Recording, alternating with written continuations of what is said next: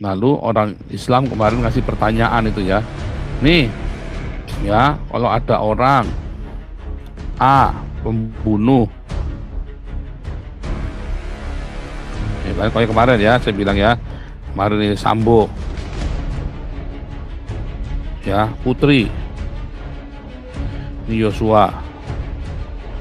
Ternyata yang bunuh Yosua adalah Putri, saudara. Ya, lalu Sambo ini pasang badan, saya yang bunuh, bukan Putri. Gak adil dong. Adil nggak, saudara? Sambo ini pokoknya bunuh nih, bunuh Yosua. Kalau dia bertobat diampuni nggak? Diampunilah jiwanya. Lah badannya ya tetap masuk penjara, enak aja. Tetap harus masuk penjara. Kalau hukumnya di Amerika ya, kalau dia pembunuhan berencana ya tetap dihukum mati.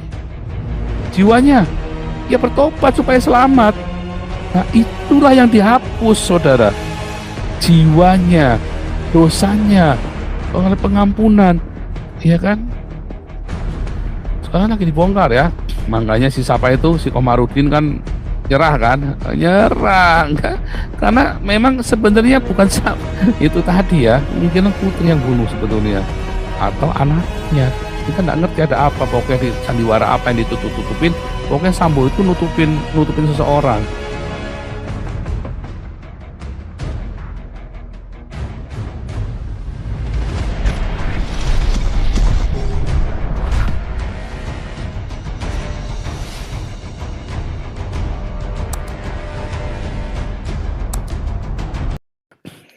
Judulnya Penjahat di Sebelah Yesus, ya.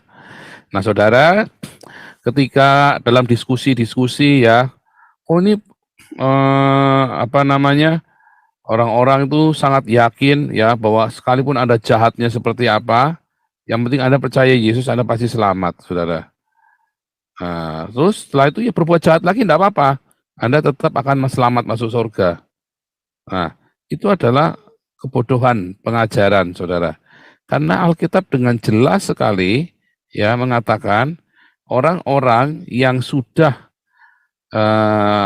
menerima kebenaran, tetapi kemudian dia meninggalkan kebenaran itu hukumannya lebih berat, saudara. Ya. Nah, yang kedua, bahwa Anda harus mengerjakan keselamatanmu. Ya. Kalau Anda tidak mengerjakan keselamatanmu, ya Anda akan ditolak. Paulus pun berkata, aku sendiri melatih tubuhku sedemikian rupa, supaya jangan sampai aku memberitakan Injil, lalu aku sendiri ditolak. Iya kan? Dan yang ketiga, Tuhan Yesus berkata, masuklah melalui pintu yang sempit itu. Ya kan? Nah, banyak orang salah kaprah, saudara, terus saudara. Nah, itu ayat-ayat ini mau dikemanain? Oh, itu artinya begini, diputar-putar, enggak karu-karuan. Jangan, artinya sudah begitu, saudara. Ya. Artinya sudah begitu, sudah jelas. Jangan diapa-apain lagi, saudara. Firman Tuhan sudah berkata dengan jelas. Nah, kita buka yang pertama ya. Ini saudara yang pertama ya, Ibrani 10 ayat 26.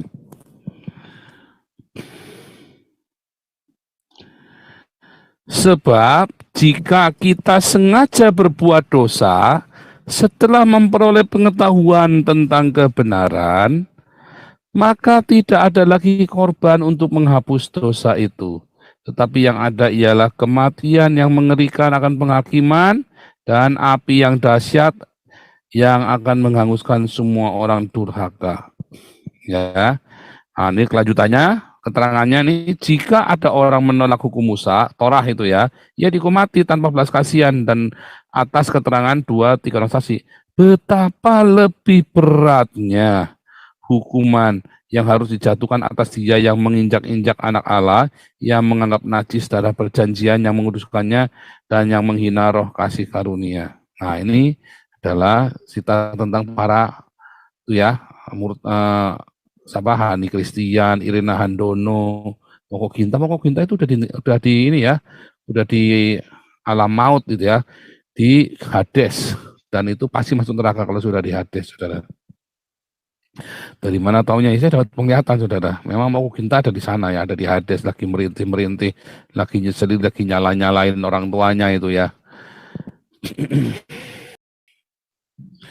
Gitu ya, saudara. Jadi nggak ada cerita sekali selamat tetap selamat. Enak aja, salah itu ya.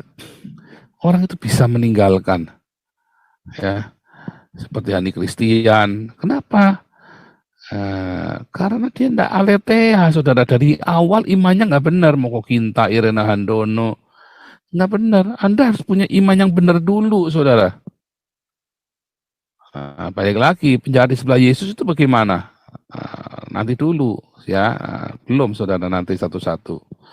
Saya tunjukkan faktanya dulu ya. Saya tunjukkan faktanya dulu. Kemudian itu yang pertama. Yang kedua, saudara.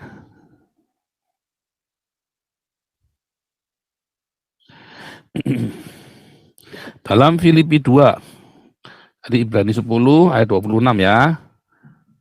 Mana tadi?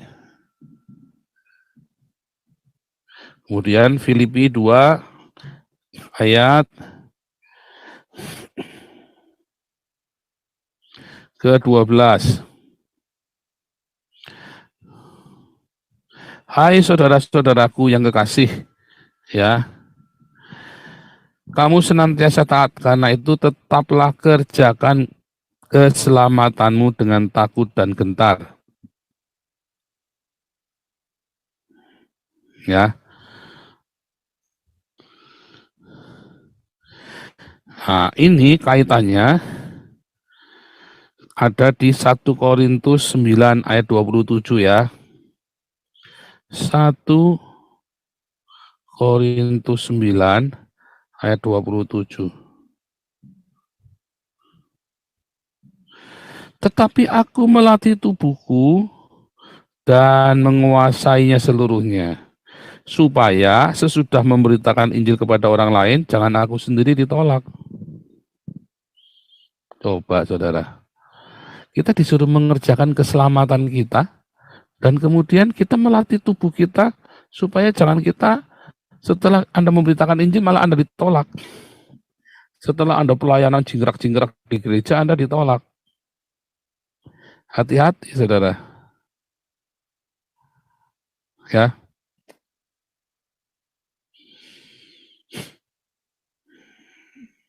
Oke, itu yang kedua ya. Yang ketiga, saudara, Tuhan Yesus sendiri yang berkata, masuklah ke pintu yang sempit itu.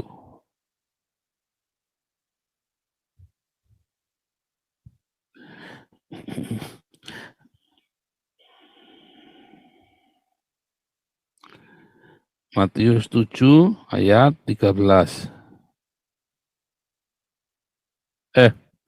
Matius 7. Oh, ini. Ayat 13-14 ya. Karena itu, masuklah melalui pintu yang sesak itu, karena lebarlah pintu dan luaslah jalan yang menuju kepada kebinasaan, dan banyak orang yang masuk melaluinya. Karena sesaklah pintu dan sempitlah jalan yang menuju kepada kehidupan, dan sedikit orang yang mendapatinya. Ini kan? Nggak main-main, saudara. Disuruh kita masuk melalui pintu yang sempit. Nah, kemudian diajarin sama pendeta-pendeta, yang penting Anda masuk gereja, sudah selamat. Oh, salah, saudara. Ya, Anda masuk gereja itu belum selamat, malah bisa-bisa Anda jadi tambah jahat, saudara. Ya, saya dulu full timer di sebuah gereja. Kemudian saya melayani Tuhan, ya. Ketika saya full time di gereja, malah saya merasa jauh dengan Tuhan. Ketika saya bekerja sekuler, ya, disitulah kedekatan saya dengan Tuhan. Ya, hidup saya tiap hari itu bergantung sama Tuhan, karena pekerjaan saya berbahaya sekali, saudara. Saya jaga ngawal barang ke perkebunan sawit yang isinya bajing loncat, saudara. Ya, dari Lampung, Sumatera bagian selatan, dari Lampung sampai Bengkulu. Dan saya dikelilingi dengan orang-orang yang jahat, saudara. Preman-preman, ya, gangster-gangster yang Mereka itu kasih 10 juta saja suruh bunuh orang, bunuh saudara. Bayangin. Di situ saya tiap hari berseru sama Tuhan, minta perlindungan Tuhan.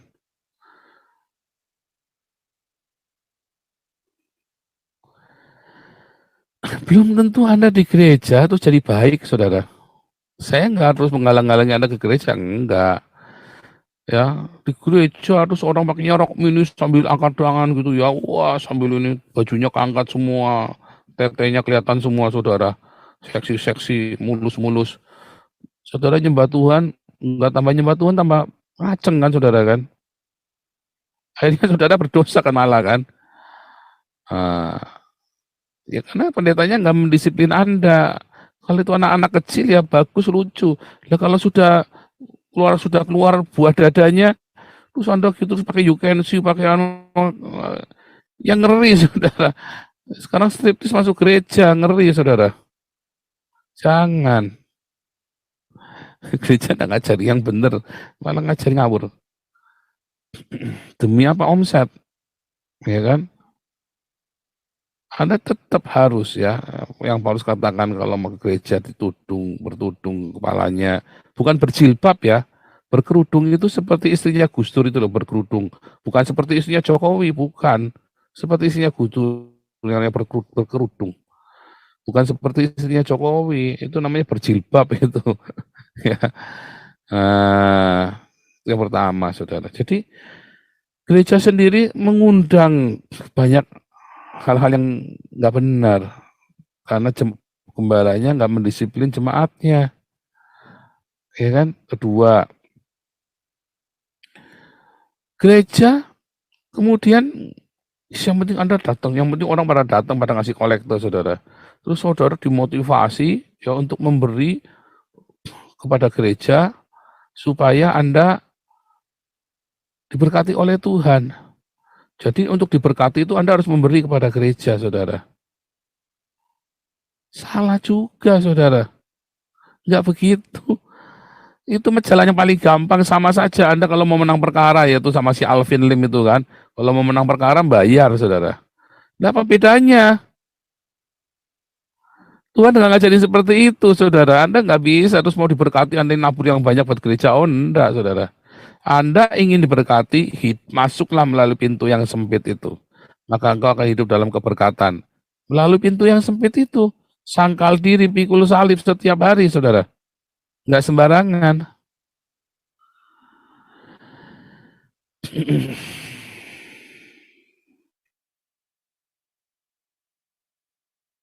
Nggak sembarangan ya. Nah,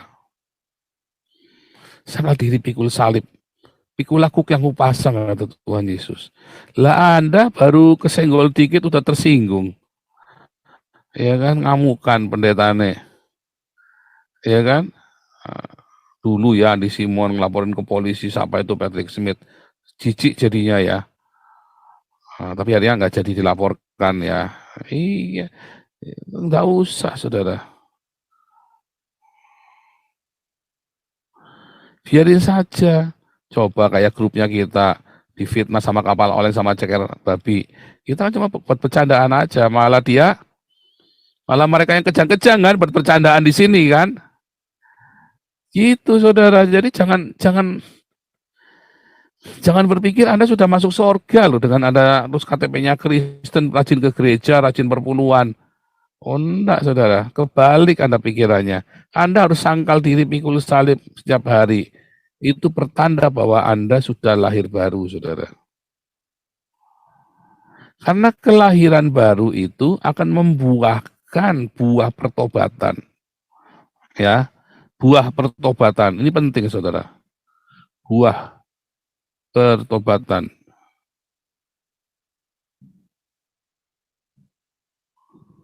Ya, tuh lihat tuh ayatnya tuh ya. Jadi hasilkanlah buah yang sesuai dengan pertobatan.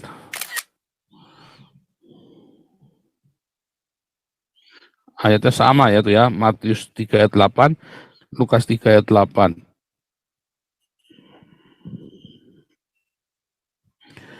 Hasilkanlah buah pertobatan, saudara.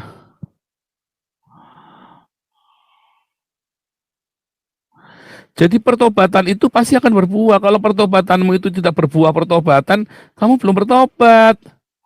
Jangan main-main ya. Ada buah pertobatan, saudara. Lalu di dalam buah pertobatan itu, dia menerima Yesus sebagai Tuhan dan Juru Selamat. Untuk apa? Untuk penyucian dosanya. Ya, semua dosa yang disengaja maupun yang tidak disengaja. Kamu datang. Tapi terus Anda melakukan lagi, ya namanya nggak bertobat. Namanya Anda sedang ngenyek, itu namanya, saudara. Jangan keliru ya, jangan dibalik-balik, jangan dahar-dahar ini pikiran-pikiran ini. Makanya di dalam prosesnya itu, ketika kita masuk melalui pintu yang sempit, sangkal diri, pikul salib, kita mengerjakan keselamatan kita, saudara. Mengerjakan keselamatan kita dan melatih tubuh kita, melatih daging kita, menguasai hawa nafsu kita.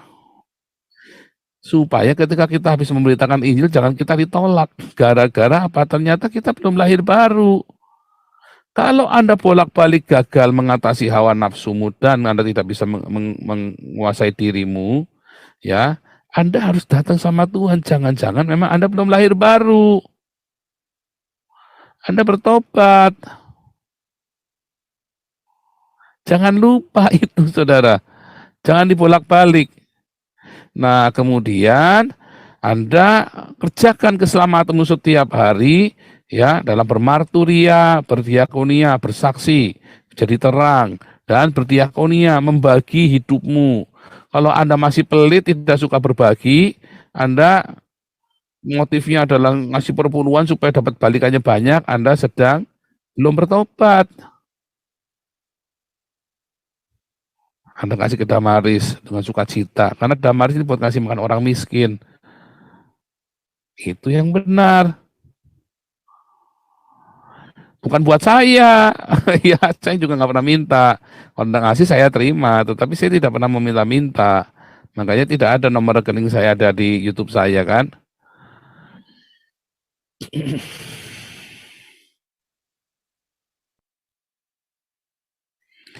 Dan kalau Anda memang ternyata belum lahir baru, cepetan bertobat benar-benar. Dan bertanya, Tuhan, apa yang salah Tuhan? Ini kenapa aku tidak bisa menguasai dagingku ini? Tiap hari pengennya nonton bokep terus, tiap hari pengennya pergi ke Alexis terus, Tuhan. Nggak ada yang protes, namanya udah diganti, Pak, bukan Alexis lagi. Biar, saya nggak lagi promosi tempatnya kok. Saya lagi ngasih tahu paling gampang cerita Alexis karena terkenal kan. Nah, udah Alexis pokoknya. Gitu aja, mau tutup mau enggak, saya nggak mau masa bodoh. Ya kalau kali jodoh kan kasihan ya kan, itu kan di kelas bawah. Kalau Alexis kan ada mendingan.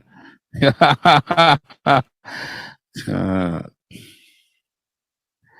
jadi Anda harus bisa membedakannya, saudara. Anda tidak bisa main-main. Nah, pendeta-pendeta lalu ngajarinya, sing penting masuk gereja, yang penting Anda tiap minggu pergi ke gereja, bayar perpuluhan, kamu selamat. Salah. Itulah sebabnya dulu Martin Luther ngamuk, saudara. Karena gereja sempat begitu. Yang penting kamu ngasih uang ke gereja, terus kamu ngasih uang, beli surat indulgensi, surat pengampunan dosa. Kan kurang ajar, saudara. Nggak bisa, saudara. Nah, itu maunya kan orang kan begitu kan, setting. Kan gereja sekarang begitu. Yang penting Anda pergi ke gereja, kasih duitnya. Kalau Anda tidak bertobat, mau Anda ngasih duit sebanyak apapun, nggak bisa, saudara. Anda kudu bertobat. Jangan mau ditipu sama pendetamu. Kalau kamu tidak siap bertobat, cuma mau ngasih duitnya, ya kasih saja. Tapi jangan berharap Anda diberkati, jangan berharap Anda masuk surga. Jangan ngarep-ngarep. Anda jangan mau ditipu dan hidup dalam ilusi. Seakan-akan Anda sudah pasti masuk surga. Oh, enggak, saudara. Anda harus bertobat, benar-benar bertobat. Anda harus benar-benar bertobat. Anda harus benar-benar serahkan hawa nafsumu kuasai dirimu. Berbuah. Buah-buah pertobatan apa? Buah roh. Ya kan? Inilah buah roh. Buah roh. Kasih, sukacita, damai sejahtera, kebaikan, kemurahan, kesabaran, kesetiaan, ya, dan penguasaan diri. Itu harus Anda punya. Kalau Anda tidak punya itu, jangan-jangan Anda belum punya buah, belum bertobat. Jadi Anda sekarang bercermin dulu, aku punya kasih enggak? Aku masih pendendam, aku punya sukacita enggak? Oh, tiap hari hidupnya mengeluh terus, ngamuk-ngamuk terus. Aku punya damai sejahtera enggak? Apalagi Pak, di rumah Pak, tiap hari ada piring terbang. Ada punya kebaikan dan kemurahan hati, ya. Apakah di situ ada kesetiaan? Apakah di situ ada kesabaran? Anda harus cek buah-buah itu. Kalau enggak ada yang beres. Anda harus benar-benar bertobat, saudara. Dilatih, saudara. Artinya nggak bisa Anda tuh sekali selamat tetap nggak ada, bohong. Nah, sekarang kita balik, saudara. Lah itu penjahat di sebelah kanan Yesus bagaimana? Kan dia nggak bikin apa-apa, asal percaya Yesus selamat. Jangan salah, saudara. Penjahat di sebelah Yesus itu bukan tukang perkosa loh, saudara. Penjahat di sebelah Yesus itu bukan maling loh. Tadi ada kata-katanya pemberontak karena pemberontakan. Ya, tadinya yang harusnya disalibkan 3 orang. Yesus Barabas. Barabas itu Yesus juga namanya, juru selamat kan, Yesus. Yesus Barabas, ya, dan 2 temannya itu. 3 serangkai ini. Ya, mereka itu adalah orang-orang zelot, saudara. Mereka itu adalah pasukan pemberontak. Mereka hidupnya baik, saudara. Enggak, bukannya main-main. Oh, belum dibaptis. Sudah, saudara. Orang Yahudi, ketika mereka mau berangkat perang, mereka dibaptis dulu oleh para imam. Orang Yahudi kalau mau pergi perang itu dibaptis dulu dan mereka tidak boleh berhubungan dengan wanita. Ya, itu beneran. Artinya penjahat yang di sebelah Yesus itu orang-orang yang dikuduskan untuk jihad. Itu bukan orang sembarangan, makanya hukumannya adalah salib. Kalau mereka itu perampok, maka hukumannya adalah dipancung pakai pedang atau ditusuk dari kepala gini, sek gitu, saudara. Karena dia adalah musuh negara, enemy of state, ya, maka disalib. Penyalipan ini berlaku untuk 3. Satu untuk ini ya, bajak laut. Ya, bajak laut itu, bajak laut yang ngelawan Roma itu ya, karena itu musuh negara, ngelawan tentara Roma, saudara. Ya, kedua adalah untuk para budak. Dan yang ketiga adalah untuk para pemberontak, saudara.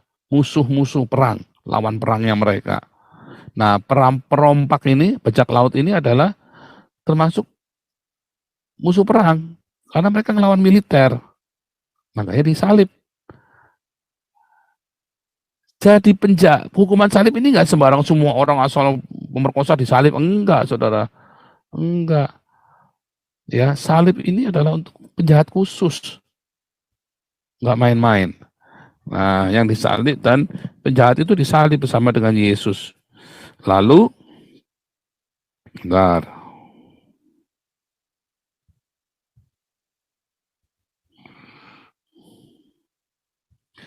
Coba ya, kita buka.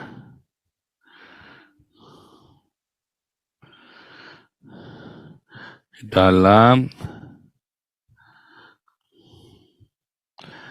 1 Samuel atau 2 Samuel, 1 Samuel.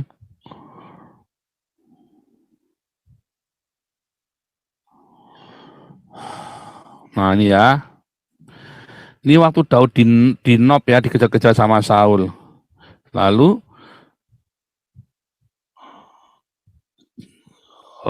ini ya, mulai dari ayat 1, sampailah Daud ke Nob kepada Ahimelech imam itu dengan gemetar. Ahimelech pergi menemui Daud dan berkata kepadanya, "Mengapa engkau seorang diri dan tidak ada orang bersama engkau?" Jawab Daud kepada Imam Ahimelech, "Raja menugaskan sesuatu kepadaku, katanya kepadaku, siapapun juga tidak boleh mengetahui sesuatu yang kusuruh kepadamu dan yang kutugaskan kepadamu." Ya, nggak bohong ya, memang menugaskan apa buat lari, saudara, karena mau dibunuh kan soalnya kan, nggak bohong dia. Ya, sebab itu orang-orangku telah kusuruh pergi ke suatu tempat. Lihat ayat 3. Maka sekarang, apa yang ada padamu? Berikanlah kepadaku 5 roti atau apapun yang ada. Lalu jawab imam itu kepada Daud, tidak ada roti biasa padaku, hanya roti kudus yang ada, asal saja orang-orangmu itu menjaga diri terhadap perempuan. Daud menjawab imam itu, katanya kepadanya, memang kami tidak diperbolehkan bergaul dengan perempuan, seperti sedia kala apabila aku maju berperang. Tubuh orang-orangku itu tahir sekalipun pada perjalanan biasa, apalagi pada hari ini masing-masing mereka tahir tubuhnya. Lalu imam itu memberikan kepadanya roti kudus itu karena tidak ada roti di sana kecuali roti sajian. Roti itu biasa diangkat orang dari depan Tuhan supaya pada hari roti itu diambil ditaruh lagi roti yang baru. Ya, jadi orang kalau perang itu tahir hidupnya, saudara, ditahirkan dulu dan bahkan dibaptis. Ya, jadi penjahat di sebelah Yesus itu dibaptis, saudara. Jangan bilang nggak dibaptis, ya, dengan baptisan model Yohanes, baptisan para imam. Jadi kalau ditanya orang itu harus dibaptis. Loh, itu penjahat sebelah Yesus sudah dibaptis sebelum mereka berangkat perang, mereka sudah dibaptis, saudara. Dan mereka setelah ketangkap itu kan udah di penjara, bagaimana mau berhubungan dengan wanita di dalam penjara? Nggak akan berhubungan dengan wanita, mereka tahir, saudara. Dan mereka adalah orang-orang yang baik.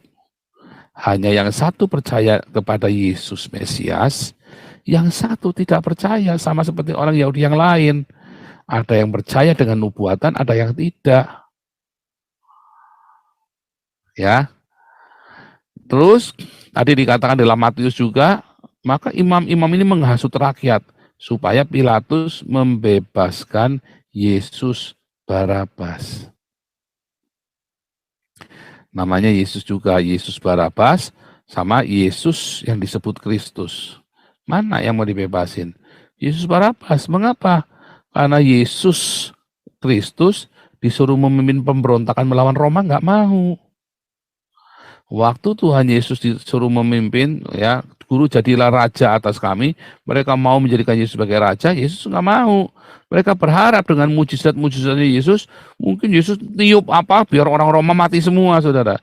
Tapi bukan itu, Yesus ingin mendirikan kerajaan di dalam rohnya setiap orang, saudara. Bukan kerajaan duniawi, makanya Yesus berkata, kerajaanku bukan berasal dari dunia ini. Dia ngomong sama Pilatus. Ya, makanya akhirnya para imam memutuskan salib Yesusnya, karena Yesusnya tidak mau memimpin pemberontakan.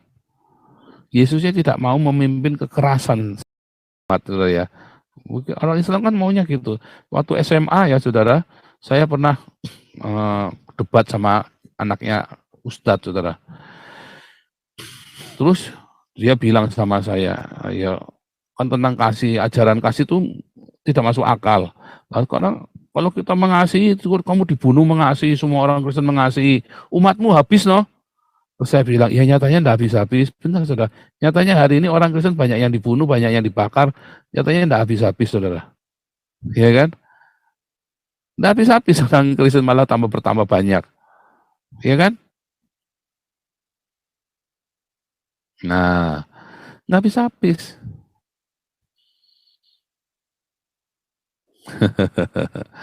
Nah, saudara, itulah ajaran. Ya, itulah penjahat yang di sebelah Yesus. Enggak main-main, itu benar-benar orang-orang yang ditahirkan, saudara. Jadi jangan sampai Anda, kalau ada orang, ya, kamu lagi nginjili orang tuamu, lagi sekarat, terus orang tuamu mau terima Yesus, ya dibaptis. Dengan cara apa? Ya dipercik. Kayak Ahmad Fauzi kemarin saya percik lagi di penjara kan, lagi di rumah sakit jiwa, karena nggak ada kolam. Ya sana nggak boleh pakai kolam, bunuh diri nanti soalnya ya. Nah, makanya di situ saya baptis waktu di rumah sakit jiwa itu. Saya percik, saya kerucuk pakai air, saudara. Yang penting itu air, karena arti baptis adalah dipermandikan, bukan diselam. Bapto itu diselam, baptis artinya mandi, cuci, dicuci. Dicuci di dalam nama Bapa, Anak, dan Roh Kudus, yaitu Yesus Kristus. Itu maksudnya begitu, saudara. Ya, jadi jangan bilang bahwa penjahat di sebelah Yesus itu enggak dibaptis, dibaptis. Cuma yang satunya percaya kepada Yesus, yang satunya tidak percaya kepada Yesus. Ya, contoh lagi, ya, tapi kan nggak dibaptis di dalam nama Yesus. Nah, sama. Apakah para rasul dibaptis di dalam nama Yesus? Oleh baptisan Yesus maksudnya ya, di dalam nama Yehova. Karena para rasul, Matius, Markus, Lukas, Yohanes, itu ya. Yang baptis apa? Oh, kalau Markus yang baptis Petrus ya. Maksudnya kayak Petrus, Yakobus, Yohanes, ya kan? Yang baptis siapa? Matius segala itu. Yang baptis siapa? Yang baptis Yohanes. Kan disebutkan kemarin ya. Mereka baru dibaptis sama Yohanes, terus Yesus datang di situ. Kamu ikutlah aku jadikan penjala manusia. Mereka juga dibaptis oleh baptisan Yohanes, saudara. Ya, lalu kemudian di era perjanjian baru, ya, Yesus berkata setelah Yesus bangkit, baptis dalam namaku. Karena itu adalah sebuah era yang baru. Tetapi para rasul sendiri dibaptis oleh Yohanes, sama seperti dua penjahat di sebelah Yesus itu.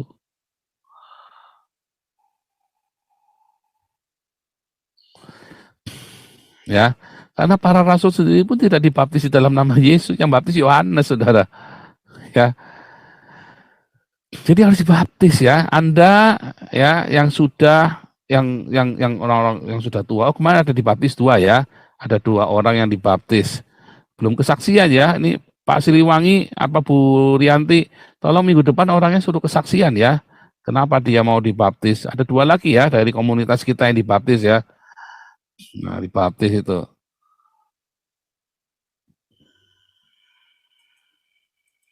Nah, saudara, balik lagi. Lalu apakah penjahat di sebelah Yesus itu kan nggak berbuat apa-apa tetap selamat? Lalu penjahat di sebelah Yesus itu mereka yang percaya kepada Yesus ya, mereka sudah berbuat banyak hal, saudara. Mereka mau jadi pasukan jihad. Mereka hidupnya harus benar, harus saleh, saudara. Jadi sudah berbuat, jangan bilang nggak berbuat apa-apa. Hanya waktu itu dikonfirmasi keselamatannya oleh Yesus, sementara yang satunya tidak mau percaya. Sekalipun Anda bikin baik apapun, tidak akan bisa didamaikan, saudara. Karena di dalam keselamatan harus ada pendamaian. Nah ini, saya mau ngomong ini ya. Di dalam keselamatan itu Anda harus ada pendamaian. Nah ini ya sekarang ya. Ini penting sekali.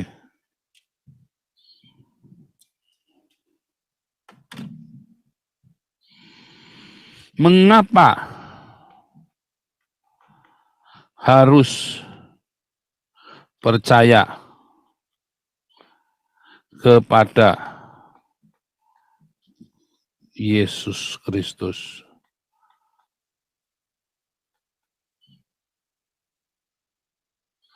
Nggak cukup baik, saudara.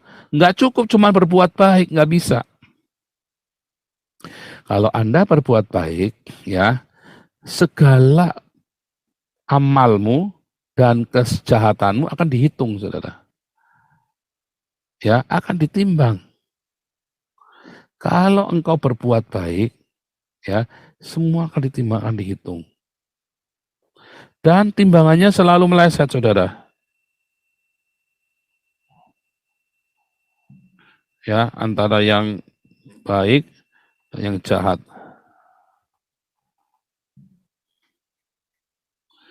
Pasti akan lebih banyak yang jahat. Makanya agama-agama dunia berkata manusia akan pergi ke neraka, termasuk Islam. Jelas orang Islam kalau ditimbang baik sama jahat pasti lebih banyak jahatnya. Akan lebih banyak jahatnya. Lalu bagaimana dong? Pasti lebih banyak jahat perbuatan manusia ini. Siapapun, mau nabi sekalipun, saudara, akan lebih banyak jahatnya. Maka dari itu, Anda perlu penghapusan di sini oleh darah Yesus. Dihapus. Sehingga tersisa perbuatan baiknya saja. Lu nggak adil dong, Pak? Adil. Mengapa? Karena Yesus Kristus ini yang kemudian menjadi pembayaran dari kejahatannya itu. Adil, saudara. Lalu orang Islam kemarin ngasih pertanyaan itu ya. Nih, ya, kalau ada orang A, pembunuh, ya kan kayak kemarin ya, saya bilang ya, kemarin ini Sambo, ya, Putri, ini Yosua. Ternyata yang bunuh Yosua adalah Putri, saudara. Ya, lalu Sambo ini pasang badan, saya yang bunuh, bukan Putri. Berarti nggak adil dong. Adil nggak, saudara? Masa yang bunuh Putri yang nanggung disuruh yang nanggung adalah Sambo? Bagi Anda mungkin nggak adil, saudara. Ya, bagi Anda sekarang di zaman itu, di zaman kuno, ya, zaman Abraham, siapa yang mau tanggung jawab nih? Bapaknya yang tanggung jawab, saudara. Siapa yang mau tanggung jawab? Saya tanggung jawab.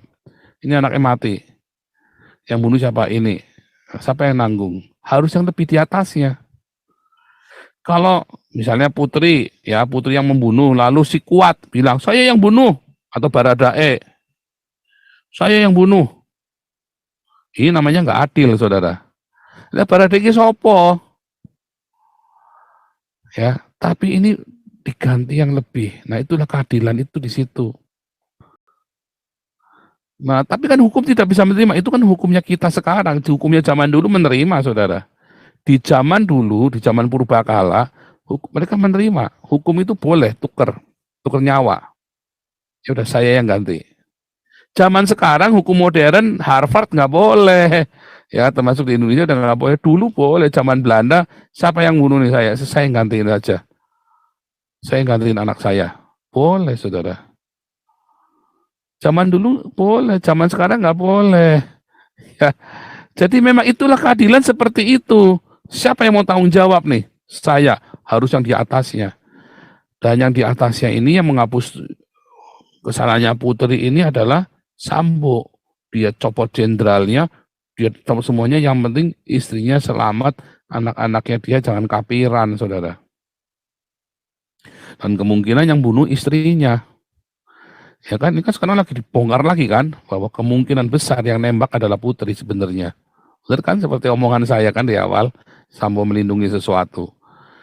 Sekarang lagi dibongkar ya, makanya si siapa itu, si Komarudin kan nyerah kan, nyerah, karena memang sebenarnya bukan itu tadi ya, kemungkinan Putri yang bunuh sebetulnya, atau anaknya. Kita nggak ngerti ada apa, pokoknya di sandiwara apa yang ditutup-tutupin, pokoknya Sambo itu nutupin seseorang.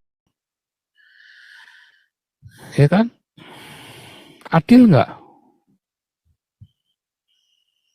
Itu udah rusak loh itu keluarga. Anda kalau masih bilang nggak adil mah kelewatan, saudara. Itu sudah rusak sekeluarga, saudara. Gara-gara bunuh Yosua itu. Bodoh mereka itu ya. Tapi zaman dulu itu adil. Zaman sekarang hukum melihat banyak manipulasi. Makanya nggak boleh. Tapi kalau dibalik sekarang, ada anak kecil umur 6 tahun, dia bunuh kakeknya. Lah yang salah siapa, saudara? Ya anaknya. Ya nggak adil, saudara. Ya kan? Karena ternyata kan bapaknya yang salah nggak didik anaknya. Terus anaknya dihukum. Hukumnya gimana? Umur 6 tahun. Siapa itu yang umur 6 tahun tuh bunuh temennya ya? Masuk penjara anak. 6 tahun masuk penjara anak, bingung, saudara. Masuk asrama di terapi. Nah sekarang kalau yang di Palestina bagaimana? Ya anak-anak yang bunuh pasukan Israel itu. Anak 6 tahun disuruh bawa pistol, suruh bawa granat, terus dilempar ke orang-orang Israel. Anaknya kan nggak bisa dipenjara kan? Sampai sekarang anak-anak yang bunuhin orang Israel itu nggak bisa dipenjara, saudara. Nggak bisa, di bawah umur.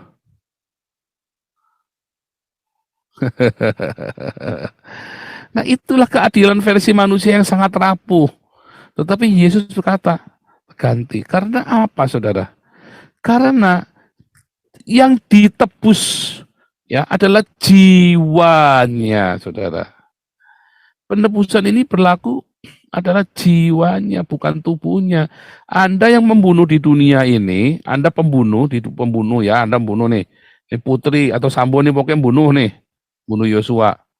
Kalau dia bertobat diampuni nggak? Diampunilah jiwanya.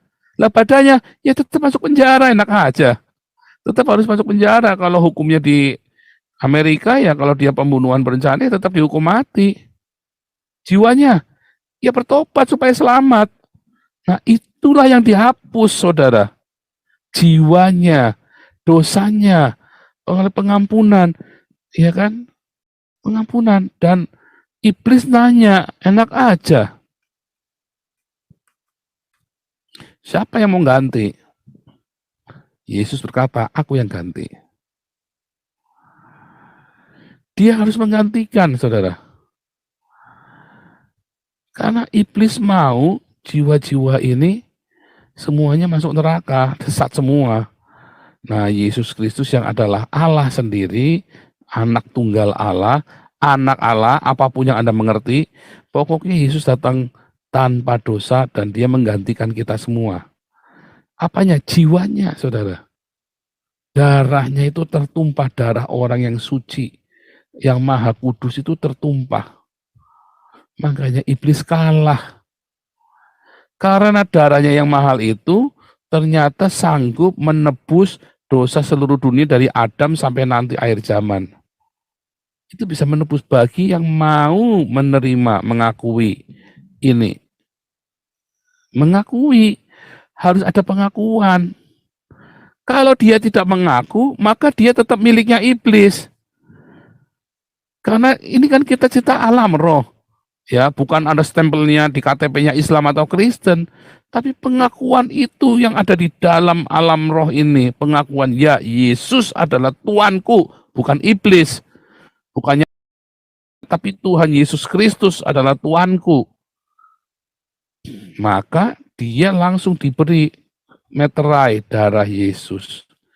Itu begitu prosedurnya, ya, nggak sembarangan. Maka Anda menjadi milik Yesus ketika Anda mengaku dengan mulutmu, dengan sungguh-sungguh, dan ngawur-ngawuran.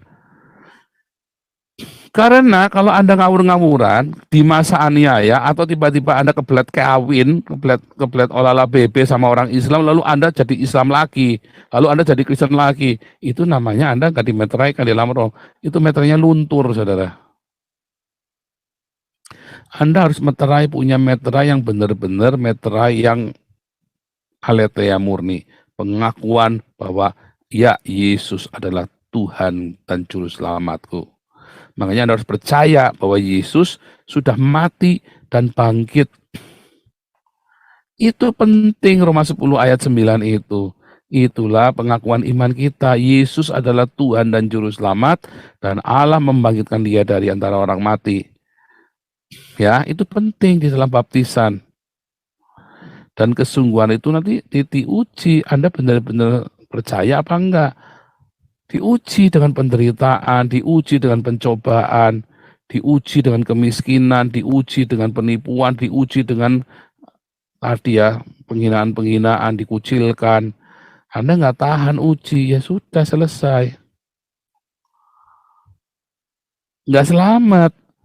Tapi dia berbuat baik, ya nggak apa-apa, dihitung baik sama jahatnya. Ya tetap dihitung, baiknya berapa, jahatnya berapa, ya tetap banyak jahat, ya tetap masuk neraka, saudara. Nggak ada. Orang akan dihukum menurut perbuatannya di neraka. Kan dia nggak dibangkitkan. Ya tetap dihitung. Kalau yang dia, ternyata nih misalnya ada yang baik, walaupun tidak mungkin ya, tetap ada yang baik, ya enggak apa-apa, dia baik. Artinya dia tetap di neraka, tetapi apa yang baik, nah, yang tersisa. Tapi yang jahatnya kan tetap ngejar sama dia. Ya kan? Yang jahatnya kan tetap ngejar, tetap dia ingat. semua perbuatan jahatnya dia, ingatan-ingatan jahatnya, memori-memori jahatnya kan tetap ingat kan? Kenapa? Karena kan belum dihapus. Belum dihapus. Tetapi kalau Anda menerima Tuhan Yesus sebagai Tuhan dan Juru Selamat, darah Yesus itu kan menghapus semua kejahatan-kejahatan di dalam jiwa Anda, di dalam roh Anda. Iya, saya dulu orang yang berdosa. Oh iya, dulu saya pernah bunuh orang. Oh iya, dulu saya pernah perkosa orang. Oh iya, dulu saya pernah tidak tanggung jawab, menghamili lalu tak tinggal pergi. Oh iya, dulu saya pernah ini, pernah itu, ya. Tetapi kemudian oleh Tuhan Yesus dibersihkan pikiran itu. Ya, terima kasih Tuhan, aku sudah diampuni. Makanya perlu pendamaian, makanya harus ada nama Yesus Kristus di situ. Ya, harus didamaikan. Kalau tidak didamaikan akan dibawa mati. Anda mati, jiwanya ikut masuk ke Hades. Ya, kalau Anda belum mengalami pendamaian, karena akan tersisa yang kotor.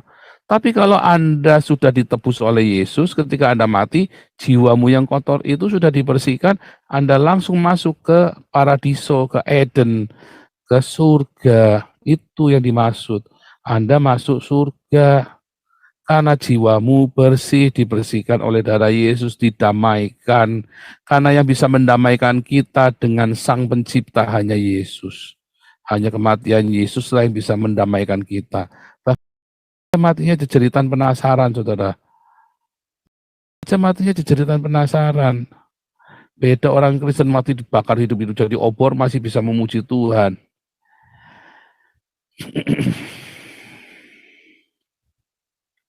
Begitu ya.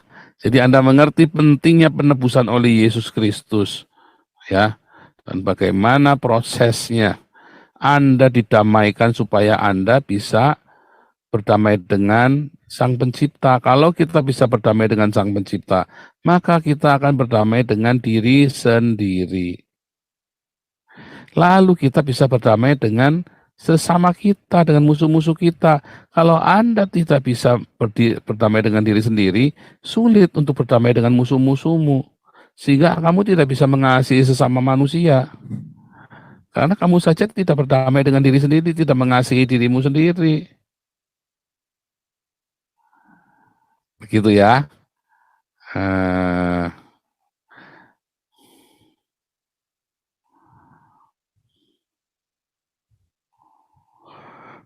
Oke. Semoga penjelasan malam hari ini membuat Anda mengerti ya bagaimana proses keselamatan dan bagaimana penjahat di sebelah Yesus itu ternyata ada banyak histori di belakangnya ya, yang Anda harus mengerti. Baca Alkitab secara menyeluruh nanti Anda paham, oh ternyata ceritanya begini. Ya. Oke, Tuhan Yesus memberkati.